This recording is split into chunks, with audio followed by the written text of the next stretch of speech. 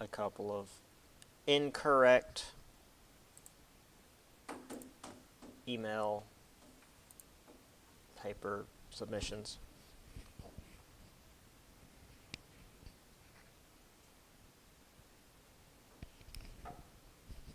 Come on. Is the sound's working?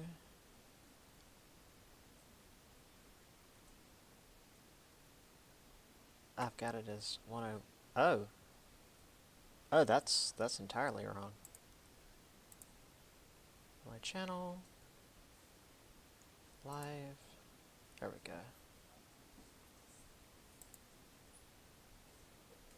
YouTube Studio.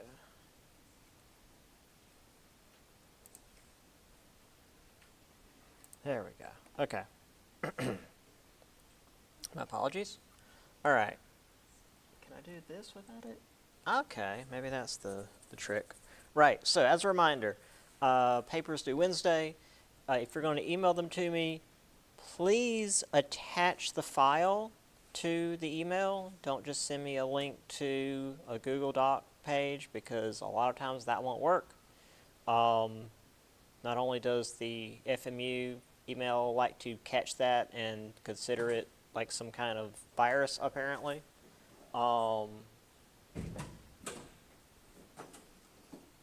But it doesn't, I don't always have immediate access to it, and if I can't get to it right away, sometimes I miss it entirely. So if you're going to send it to me in a way that I can easily access it, is the bottom line. Let's see. Speaking of, how many of you in here are going to be missing Wednesday due to SAT stuff? Okay, so not like the entire class. That's fine. Well, for those of you that aren't going to be here, because Wednesday is going to be review day, I will post the online stream on the Blackboard site. So make sure you check that if you feel like, looking at the study guide before the test. Because today, we're going to be able to finish the chapter today, but I don't feel like we'd have quite enough time to knock out the whole study guide. So I figured I'd just give you all of Wednesday for us to go over the study guide. Because I'm in no rush. No point in cramming it all in a single day. All right, any questions from you guys before we get into things? Great. Okay. So, let me see here, make sure I've got everything where it's supposed to be.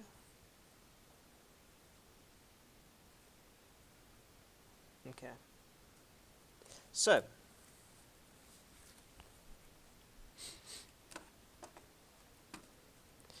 this is where we ended last time with the change in municipal and state governments, beginning with Galveston, Texas, with the commission form of government, which began with the city being wiped out by a hurricane, which was a heck of a shift in things. And it was due to the slow response of the old way of doing things that this commission form of government caught on. And though it didn't require, cities being wiped out by natural disasters in order to cause change later, this was what spurred the original movement. Later on, we had like at-large elections that, rather than using districts, which I don't know why we still use the latter today, because it is gerrymandering and shifting the power to certain groups. But, whatever. I'm not a politician. What do I know?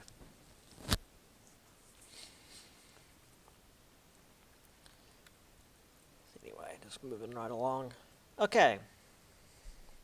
So the next section, well, I mean, this is still part of this, but there's only really 2 sections in this one, and we were running out of time.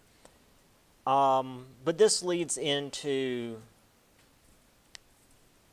is that next one really the last one? I guess because there's so much. Yeah, it really is. So progressive efforts also applied to the environment. We had Gifford Pinchot, who was a major part of the Department of Agriculture. He wanted to use natural resources efficiently, which is to say, you know, don't clear-cut whole areas because it's hard to get a forest to grow again if you completely wipe the area out. Because if you completely, you know, wipe the trees out, then the root systems will die, and like the hills will just turn to sand. Like it's a whole thing. But using sustainable forestry, sustainable logging, where you go in and only cut certain trees and then also replant before you leave, makes it so the forest can recover relatively quickly, rather than like wiping out the whole ecosystem like they're doing in the Amazon right now. Now this was more expensive and meant that smaller competitors weren't able to maintain, well, parity with these bigger companies. Now again, like, oh, we already talked about that? No, we haven't gotten to that yet. I keep forgetting how far ahead this is. It's similar to what we'll see a little bit later on with like meat packing plants, where it's like, yeah, it cuts out the smaller businesses, and that's always a shame, but at the same time, it's better for the environment and better for the people at large. So, you know, if the businesses take a hit, then oh well.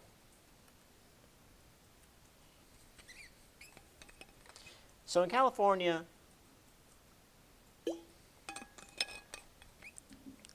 this idea of using land as efficiently as possible for the good of the people was challenged. After the 1906 earthquake, which wiped out the majority of San Francisco, again, another major natural disaster of the era that I've done a lot of research on from a very young age. I don't know how I missed that I was a fan of historical events, despite the many historical events I looked into in my free time as a child. There were major power and water shortages. Also, the fact that it like ruptured not only the water lines but also the gas lines in San Francisco. So it like started fires while also making it so the fire engines had no way to pump water to try to put the fires out. So like they just had to sit there and watch the city burn. So San Francisco officials requested the construction of a hydroelectric dam and reservoir in the nearby Hetch Hetchy Valley in Yosemite National Park, which is a park there in California. So Pinchot, again, fell up here, felt like this was a good idea because it was helping a lot of people. It was using natural resources efficiently, and again, it was for the good of a lot of folks. It wasn't just it wasn't like you're drilling on pristine, untouched land just for the sake of an oil company. This is helping like a whole city's worth of people. However, the naturalist John Muir, who actually I remember again as a small child, I know this guy's name because there's this, what was the name of the organization? I think it was the World Wildlife Federation or Foundation, because they actually had like a legal battle with the World Wrestling Federation and won. That's why they're the WWF, and the other had to change their name. Um, anyway, there's a like John Moore um, club or like scholarship through this organization. So yeah, even today, like 150 years later, John Moore is still a big name in the naturalist scene. Anyway, he ran Yosemite and was against the building of this dam and reservoir. He called it ravaging commercialism. And while we could go into this for the rest of the class, and probably a couple of weeks, honestly, if we really wanted to get into the nitty gritty, it took 7 years. Pinchot finally won. The dam and reservoir were built, but it did create environmentalism as some kind of like political movement. So whenever environmentalism is brought up, it's seen as something political, which it feels weird because it's like, boy, we should probably make it so we don't make it so that our children can't live the next generation because we've ruined the planet. And then there's people like, oh, don't be political. It's like, but it's not. Anyway, neither side in this fight were concerned about the Mono Lake Paiutes, the natives that lived in Yosemite, who lived along the river that was going to be flooded due to the damming of this particular river and the reservoir that was going to be created. Because, again, this has to do with the white Americans. And, John Moore was more concerned about the preservation of the pristine wildlife and land. He wasn't concerned about the natives.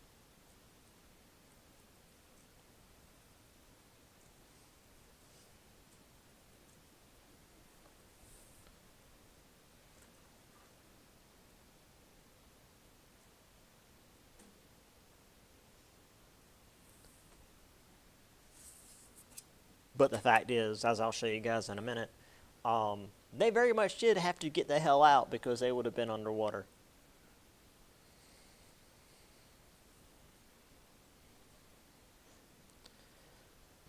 I mean, hydroelectric power is seen as like some of the least environmentally impactful sources of power, and in a way it is, because, we're not pumping poison into the atmosphere. But it does still have an impact, as I'll show you guys in just a minute. So here's some images of what was left of San Francisco. You don't see stuff like this again until literally the world wars in Europe with bombed out cities. There was not much left of the city after the earthquake. Because again, not just from the earthquake itself, but the ruptured gas lines, which set everything on fire. I mean, I have images of London during the Blitz in World War II that look like this.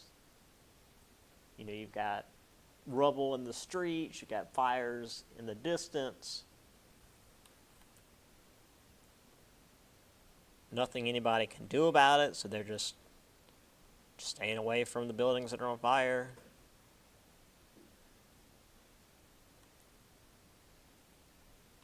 Again, lots of just rubble.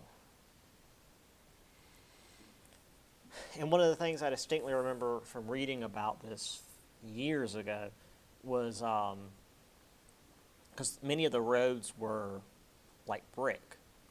They didn't have paving yet, and it mentioned that the brick roads moved like the waves of the ocean because of how bad the earthquake was. It just caused the roads to ripple.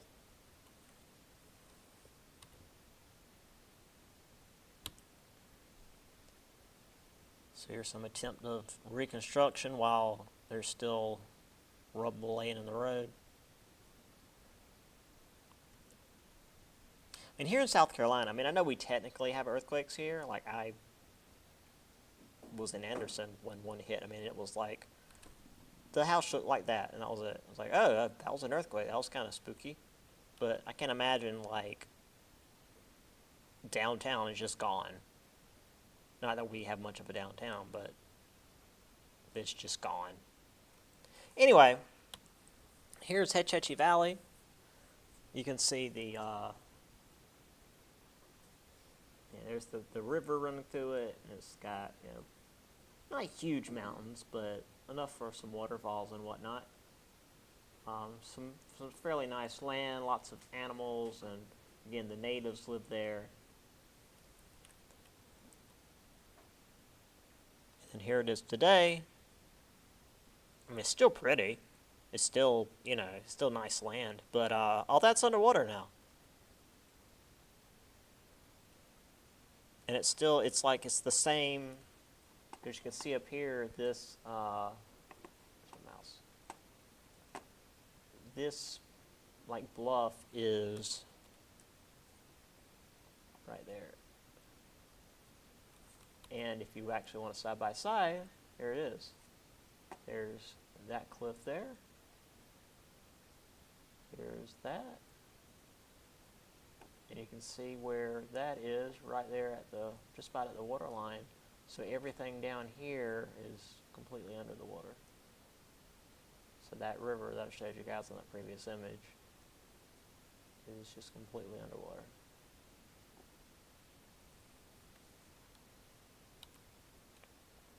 Also, here's the dam itself. It's not like a huge dam, relatively speaking. I mean, it's, big for us as people, but like compared to, say, the Hoover Dam, it's not huge.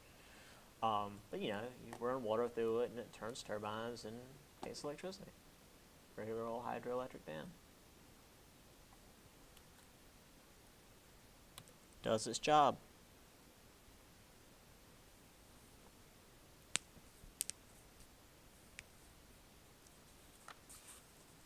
And this is what leads into the second one, or into the next part for me, because this image is in the book.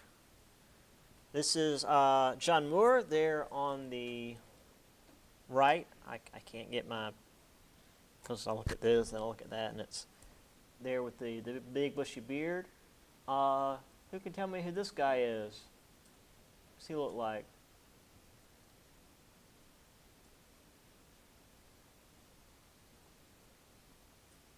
Anybody recognize this stout fellow?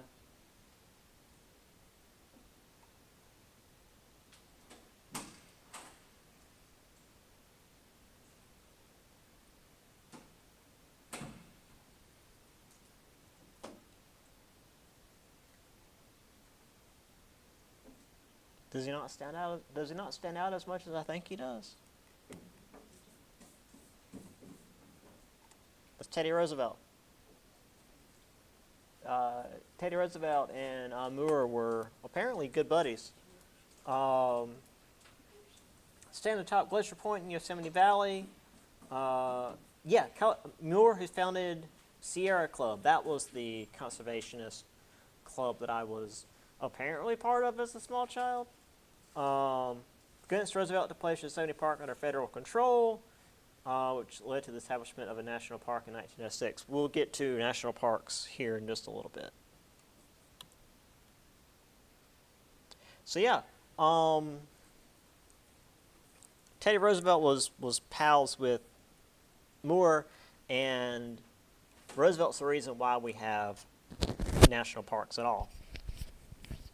And I will get to that in just a moment, because we have FDR. Teddy Roosevelt. Wrong Roosevelt. We'll have FDR later. Teddy Roosevelt.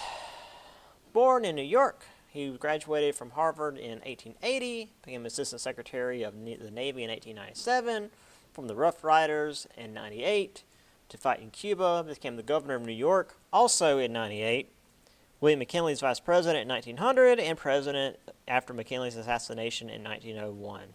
So he got a lot done in a very short period of time. Obviously, you don't need to know any of these years. I just want to show you how quickly things happened for Mr. Roosevelt.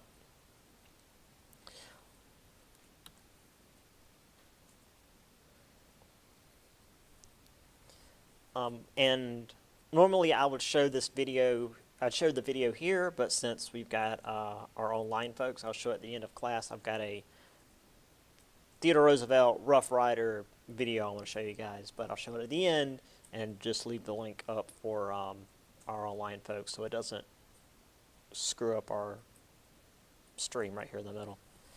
So Roosevelt had a lot of natural charisma and vigor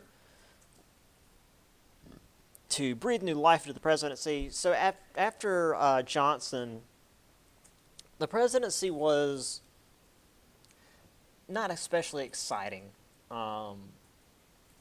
The presidents typically just either would veto bills or sign bills into law. Like they were there, and they had some amount of power, but they didn't do a whole lot. Roosevelt saw the presidency as his bully pulpit, where he could promote his reforms and rally public opinion. So rather than just be a quiet head of the executive branch, he would actually be a loud part of the government and get people to rally to his cause. Also, I mean, we had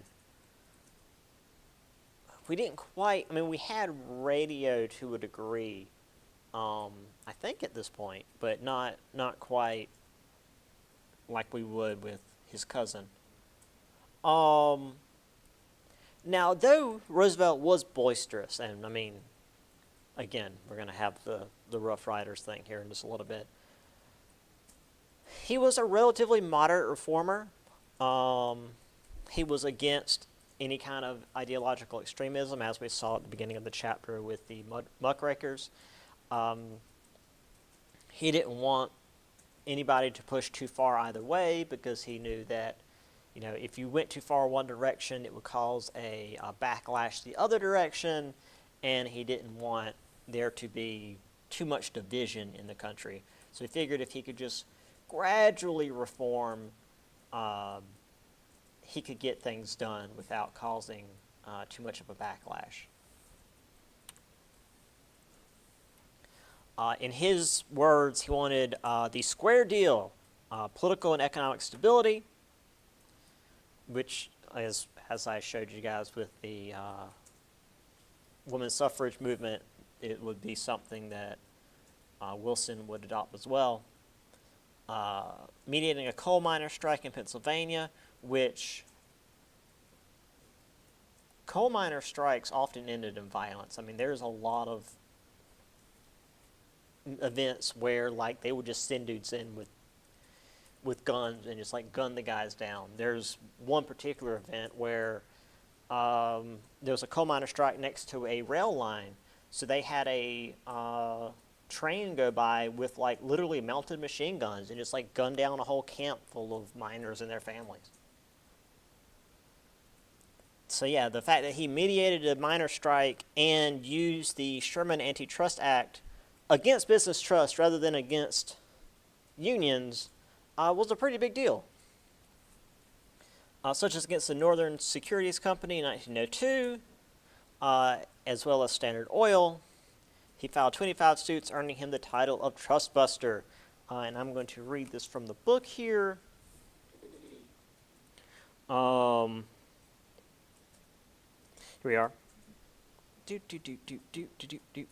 Northern Securities held monopoly control of the northernmost transcontinental railway lines. The powerful financier behind Northern Securities, J.P. Morgan, believed that he could do business with Roosevelt as he had with previous presidents. "Send your man to my man, and they can fix it up," Morgan informed Roosevelt. However, the president's man in the Justice Department responded, "We don't want to fix it up, we want to stop it." In 1904, the Supreme Court ordered the Northern Securities Company be dissolved, ruling that the firm had restricted competition. So, rather than, as we had seen before, where the big companies just kind of did whatever they wanted. With Roosevelt's harsher stance, the federal government gained a lot more power.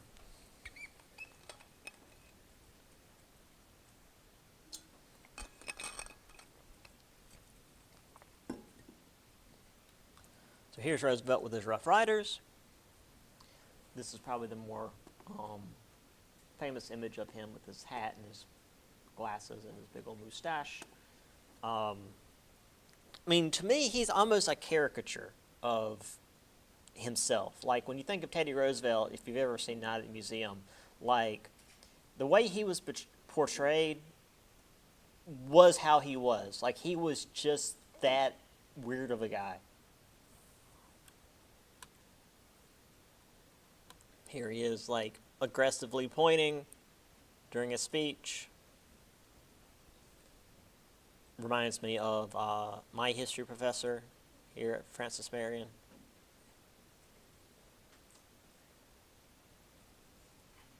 Also, he didn't just go out and take down every trust that was out there.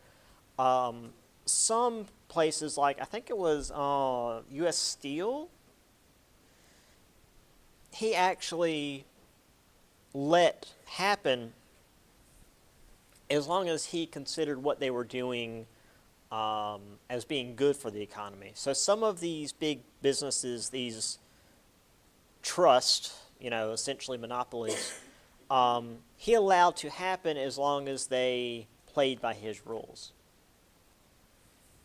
And as we're going to see a little bit later on, some presidents went further than Roosevelt, and in Roosevelt's mind, hurt the economy, as Roosevelt himself, despite being this boisterous, almost cartoon character of a president, was more moderate than we often give him credit for. So here is President Roosevelt there in the back with, I can't quite read what that guy's name's supposed to be, but I guess that's his head of the Justice Department, putting the screws on the trust. There's Teddy Roosevelt fighting the train monopolies, I guess. What is it with the creepy train heads? I don't like it. Even got little creepy, like, rail shoes or something.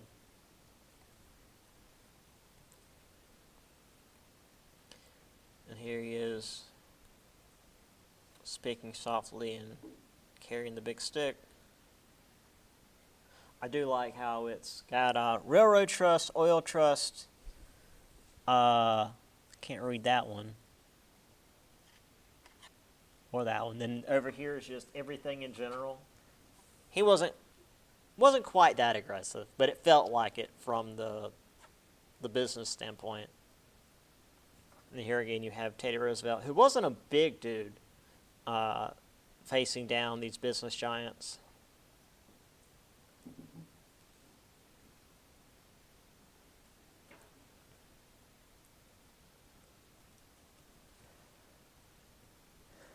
So, needless to say, my boy Roosevelt was quite popular. And in 1904, he easily won his election against Judge Alton Parker, a guy who you will never hear about again. Despite all the things I remember about Teddy Roosevelt, I never remember who he runs against in 1904. And since, because again, technically Roosevelt's first term, the one we just talked about, was not his term. It was the rest of McKinley's term. Because McKinley, remember, again, got shot, and then Roosevelt took over. So that wasn't technically Roosevelt's term. This is Roosevelt's first official term. Those first couple of years didn't, those first 3 years officially didn't count. But now that he's extremely popular with the people, and he's won an election on his own merit, he's now even more vigorous about dealing with business corruption, dealing with the railroads, setting shipping rates and outlawing rebates, which favor big businesses, which we've already discussed. set a middle ground between conservationists and preservationists, which, again, remember, conservationists want to use the natural environment efficiently, building hydroelectric dams, reservoirs, canals, that sort of thing. While preservationists like Moore want to try to keep the land pristine so that we don't just completely wipe it out. Because if you go to, say, England, there's barely any forests at all. Same with Ireland, especially Ireland, because the English completely deforested Ireland. And the preservationists are doing their best to prevent that. So, for example, he set aside 150 million acres of timberland as national forest, which again is why we have national parks today. Also spent $80 million in federal funds constructing dams, reservoirs, canals, and such in the West. I think I mentioned this to my Tuesday, Thursday class, but if I didn't, I'll let you guys know.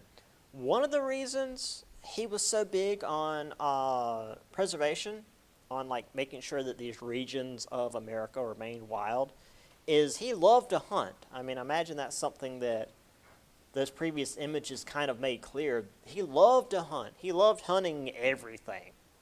But he realized that if we wiped out all the woodlands, there wouldn't be anywhere left for the animals to go, to live, to repopulate so that we could hunt them. And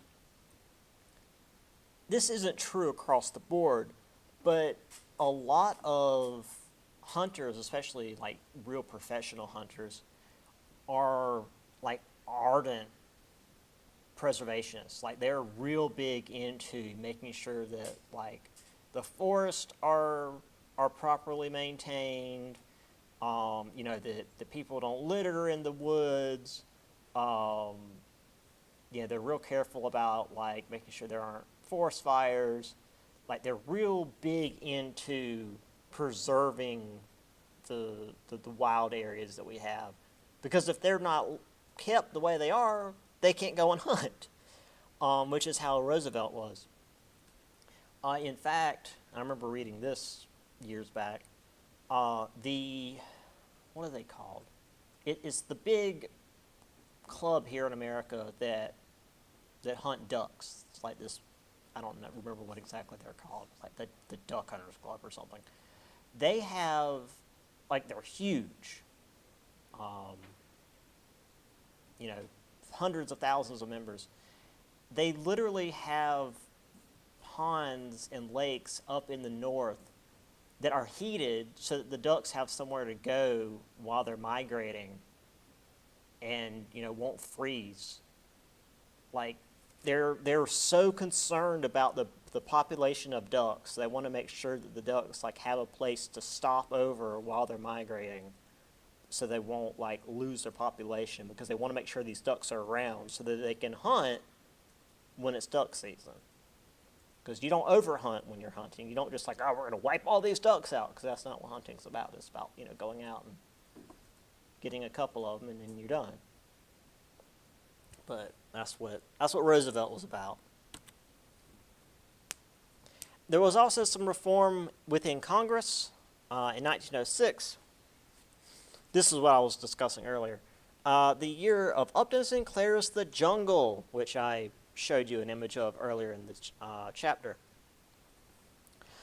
This was about the dangerous and filthy conditions of meatpacking plants. And hoo boy, while I would, on the one hand, suggest you read it, on the other hand, don't eat while you're reading it. It's bad news. It's like not just about like, oh yeah, sometimes the meat will be rotten and they'll just go ahead and cut it up and put it in, the cans anyway and not worry about it. Or just, spray it down with some kind of chemical so you can't smell the rot and stuff it in a can anyway. Sometimes, people lose fingers and it just goes in the can. Don't worry about it. There was a lot of that. And when this got out, these bigger meat firms were pushing for regulation as well, because Europe saw how bad things were in the American meatpacking industry, and we're like, we're not buying meat from you guys because that's gross. We don't want your tainted meat, as the book puts it. Obviously, so the Meat Inspection Act helped consumers because, hey, people weren't getting food poisoning. But once again, shut out smaller meatpacking businesses because they couldn't afford the new standards, which, again, to me is like, yeah, sucks for the mom and pop meatpacking plants, but I don't want my food to be freaking poisoned. Congress passed the Pure Food and Drug Act, prohibited the sale of adulterated and fraudulently labeled food and medicine. So they had to tell you what was in your food and medicine. That's nice. I'll get into some of that here in a little bit as well. So, some more fun images. Here's Roosevelt with an extremely bushy beard, petting a pelican. On the one hand, this looks like a cute image. On the other, if you know anything about pelicans, this is an extremely brave image, because a pelican will do its best to eat your face. Pelicans are very aggressive. If you've ever seen that video of the pelican and the capybara, it just like tried to eat the capybara whole.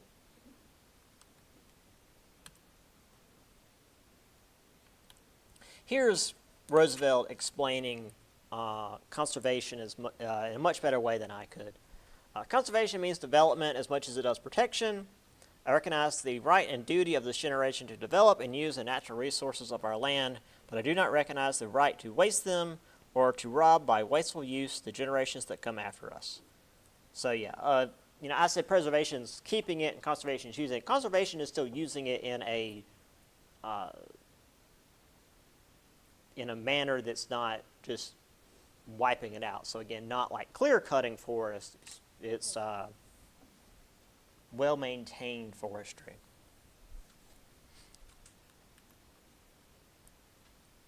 And if you've ever wanted to see inside a meatpacking plant in the early 1900s, here you go. They just had big, massive-ass cleavers. This is where you'd split the rib cages.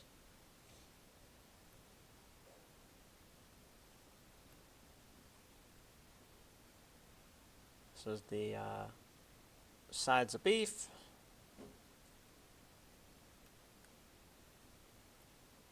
Some more there. It's just a good thing we're not talking about like how sausage is made, because this is far worse.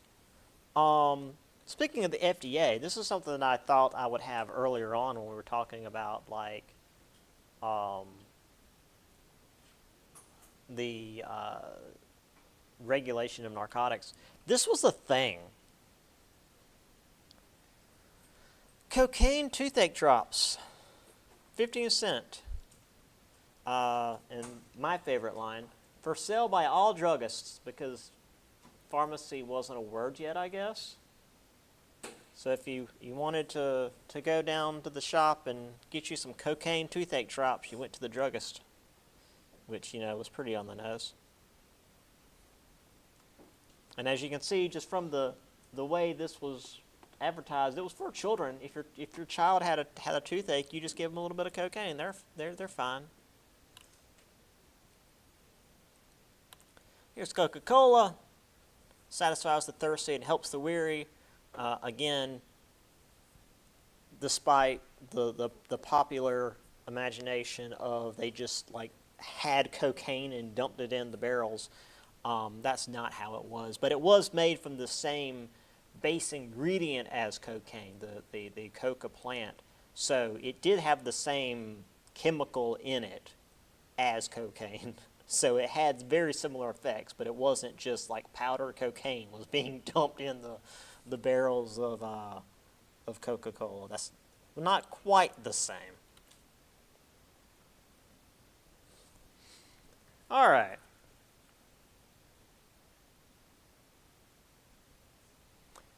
moving right along.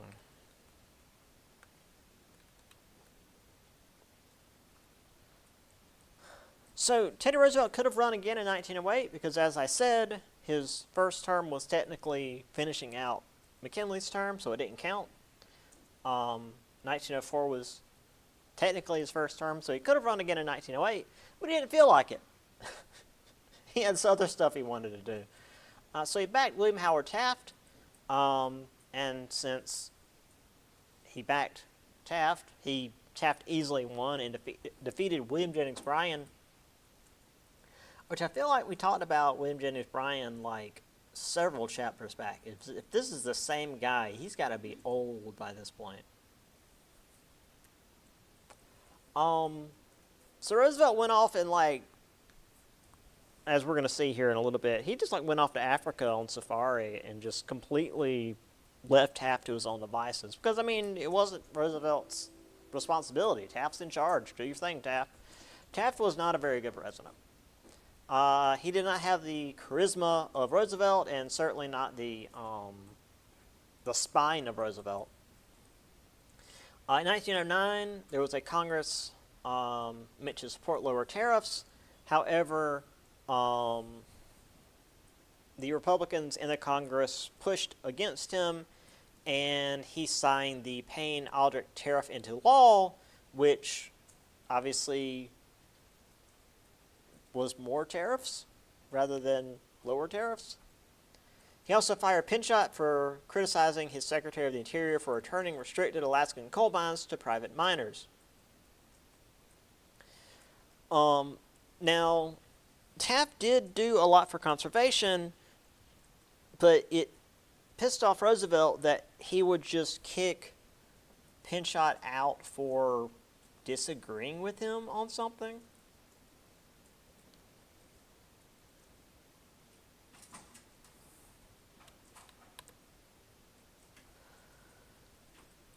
So Roosevelt showed back up in America once again after Safari and going through Europe on a speaking tour because, you know, the Europeans were like, "Who is this cartoon character of an American president? We need to hear from him."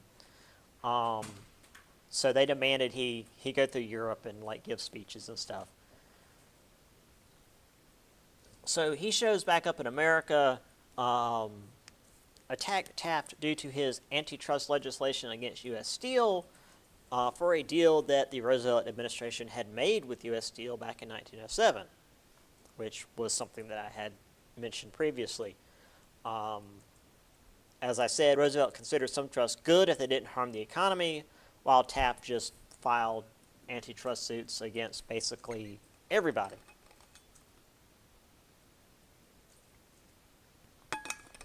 Which, to be fair, if, like, a single business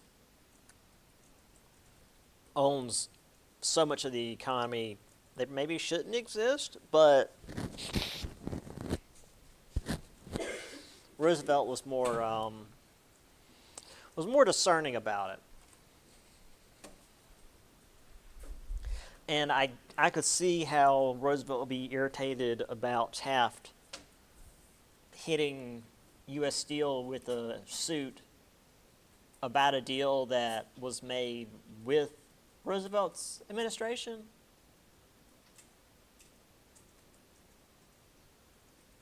Because, I mean, I'd be pissed if I was in U.S. Steel. Like, we agreed to this with Roosevelt, and now you're suing us over it? That's kind of shitty.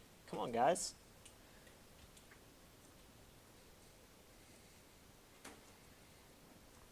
Ooh.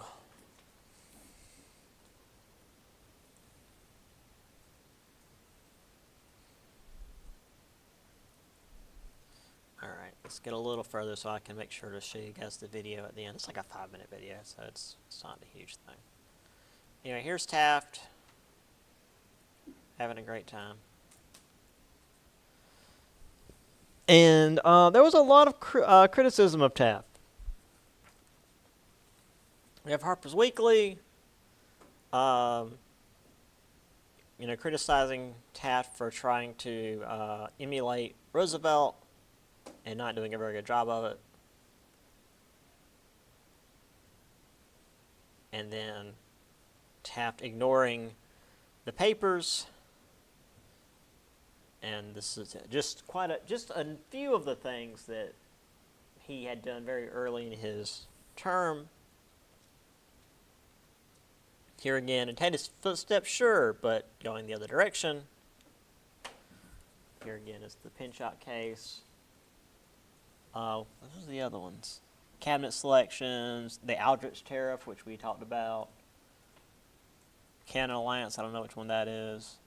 Some kind of reversal.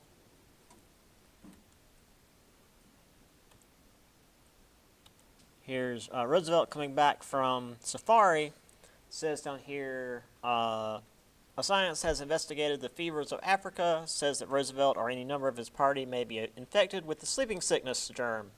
Says that the germ may not develop until after their return to the United States, and warns the authorities that they should quarantine the hunters.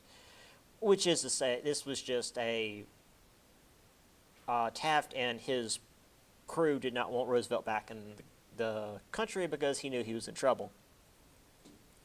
The best line about this one, though, is Taft here, in case you couldn't tell which one was Taft. Where's my mouse? It says it on his shirt because, you know. Sleeping sickness is a terrible thing. I know, I've had it for a year. Which is to say, Taft's been asleep at the wheel. Another weird image, there's actually a lot of this, of like, you're gonna see it a little bit next chapter as well, of like Taft in this maid outfit for some reason. I guess as the like custodian of the White House and not doing a very good job. Now, to be fair, as someone who has a number of cats in the house, yeah. All right, so on to 1912. So Roosevelt felt like he needed to fix things. However, Taft still had the majority of political machinery, being the incumbent, and ended up winning the first ballot, which today we would just call the primary. I don't know why it was. I guess they just called it the first ballot back then. Roosevelt, however, was not going to back down and created his own party. Because he just was Roosevelt and he wouldn't back down. Roosevelt said he felt as fit as a bull moose, created the Progressive Party to run against Taft. Now, if I recall correctly, this fit as a bull moose thing came from him giving a speech, and in the middle of the speech, this dude like ran up to the front of the crowd and shot him in the chest.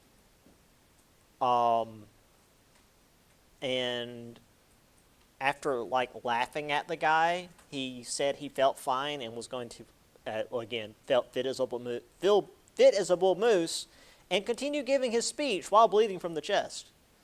And refused to go to the hospital until after he finished his speech because he's Teddy frickin' Roosevelt. Anyway, by creating the new party, he accepted the idea of a new nationalism. Felt the government should work for social justice and good of the people. So this Bull Moose Party, which was also called because, again, this sort of stuck out to people, advocated for income and inheritance taxes, 8-hour workday, abolition of child labor, workers' compensation, fewer restrictions on labor unions, women's suffrage, etc. So it used a lot of these ideas that the populists had, as well as, well, I mean, those are some progressive ideals.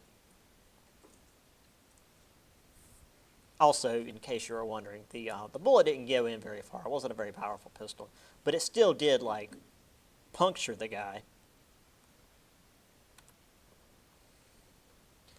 The Democrats nominated Woodrow Wilson, whose New Freedom was an alternate to Roosevelt's plan.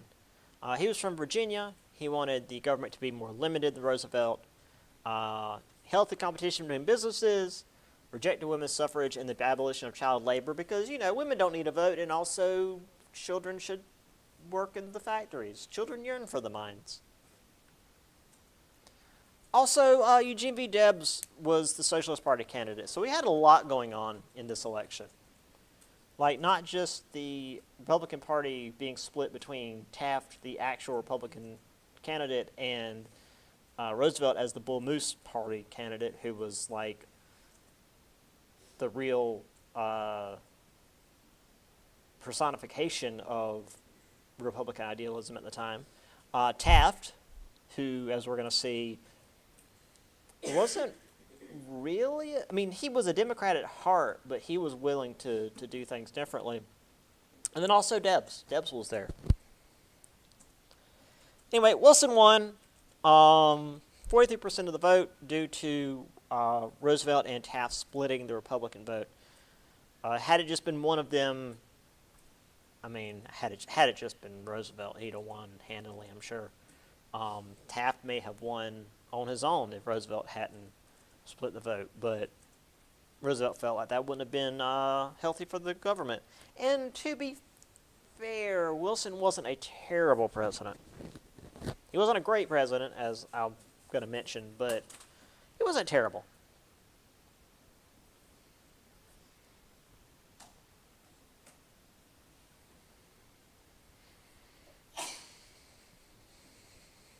Also, like, this whole Fittizable Moose thing, like, when we think of antlered creatures, we think of deer, and deer are like chihuahuas compared to moose. Moose are massive. Like, if you hit a moose with a car, the moose just gets up and walks off, and you're probably dead. Like, especially if you're in like a sedan car, it just, like, you sweep its feet and its ass just crushes you. And then it just like gets up and walks away. Moose are huge. Apparently the Progressive Bull Moose Party still has a website, I guess. I've not actually checked it. I don't know what they're doing, but it's over 112 years old now. Anyway, there he is again. There's Wilson throwing a pitch, I guess. More Wilson. There's Debs and Emil Seidel. All right, let's discuss Wilson, and we'll just about be done. We just got to do the conclusion. So, Wilson disagreed with Roosevelt in the scope of the government because, again, being a Democrat at the time, that was the conservative side. They wanted less government in people's business. He still believed the president should be a strong, active leader, and began reforming while in the White House. Tariff reduction, which apparently was a progressive thing, as we saw with Taft. Taft wasn't doing a very good job of it. Underwood Act incorporated graduated income tax, which was also for Papa's agenda. So it's like they're doing a lot of the same stuff. 60th Amendment was ratified, allowing for income tax, which the Supreme Court had once deemed unconstitutional. Because tariffs were really the only way that the federal government made money. So in order to keep the federal government funded, we needed income tax. Now, if any of you that have got jobs at this point know that income tax sucks. But back then, this only affected incomes over $4,000, which back then was only about 10% of the people in the United States. And also, people who made over $4,000 a year was only from 1 to 6% on incomes of like $500,000 or more. So only the really rich were taxed, and it was a tiny percentage compared to today. And unlike today, the super rich didn't just have loopholes where they didn't get taxed. So by the end of Wilson's second year, he had mostly done what he had planned on doing. But as we may know by now, which I wasn't aware of this when I was, a freshman in college, every 2 years, we have the midterm elections, and that's when the other party can take control of, the Congress and potentially shift the course of the government. And this is what happened. The Republicans gained more power in Congress, and Wilson could either drag his heels or be more progressive with his actions, and he decided on the latter. The Adamson Act provided overtime pay. Keene-Owen Act barred child labor. Workmen's Compensation Act provided insurance in case of injury. We're getting into the 20th century now. We're actually, obviously, this is literally the 1900s, but this sounds like we're no longer in the Victorian era where if you get hurt at work, sucks for you. No child labor, overtime pay. If you get hurt at work, you actually have work insurance. And this is from a guy that was we should have child labor and no voting for women. But he's like, man, Congress is full of progressives now. I guess I should just go with the flow. And he did. Wilson wasn't terrible, except for the part where he was. The part where he was, he openly screened Birth of a Nation at the White House. And if you're not familiar with what that is the propaganda film created by the Ku Klux Klan, which is essentially,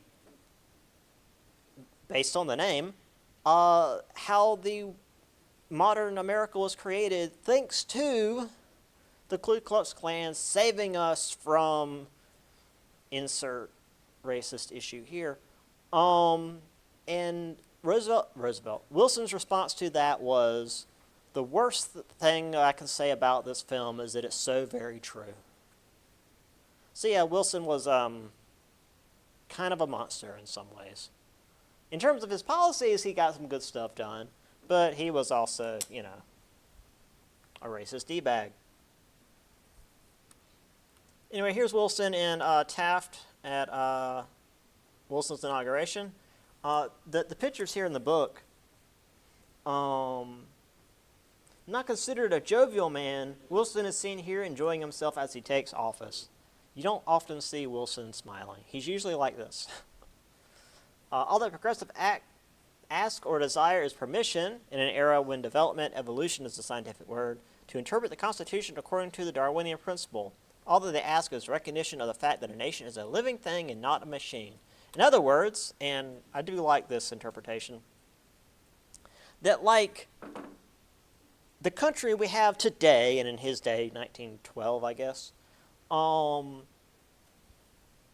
the country they had in 1912 was not the same country they had in 1776, or I guess 1783, when the Constitution was put together.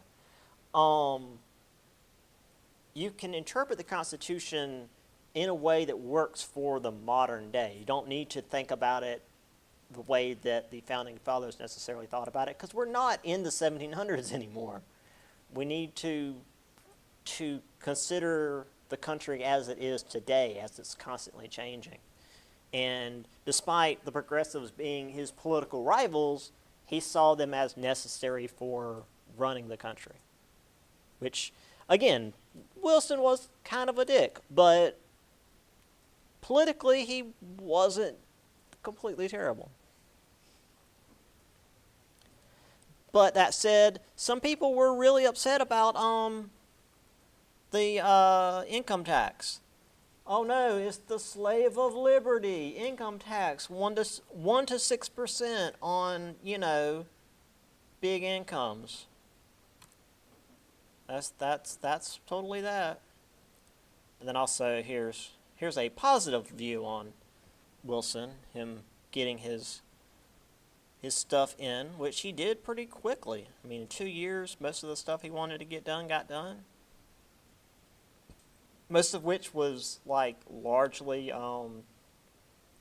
progressive stuff anyway. So anyway, Americans came to expect more from their government. Food and medicine was safer, which is nice. Children could go to school rather than being forced to work, which is also nice. Women laborers would not be exploited as much. Political officials had to respond to their constituents more closely. Had environmentalists. Individual competition were seen as being good things. They wanted to balance individualism with social justice and self-control. So, like, don't let businesses run everything because they will just, like, push, they will just push the pay as low as possible to where it's technically not slavery as long as they can get away with it. Or, I mean, they will just go for slavery if they can because that makes them the most money. But as we've seen, progressivism was not monolithic. Different people had different approaches. Leaders came from the middle class, but gained support of the rich or poor based on what they were doing. Conservatives often fought against the change, but the tides were shifting, and by 1920, we had all this change without any kind of violent revolution. I mean, again, we end with Wilson, who was not a progressive. But he did progressive things because by the time he came to power, progressivism was the culture. And he just went with it. And again, Wilson was not the greatest president, but he did all right. In fact, I'd say he did better than Taft. All right. That actually works out real well. I'm going to grab that video, and I'll pop the link on for you online, folks, because we can't watch it without them murdering my stream. So I'll see you guys later.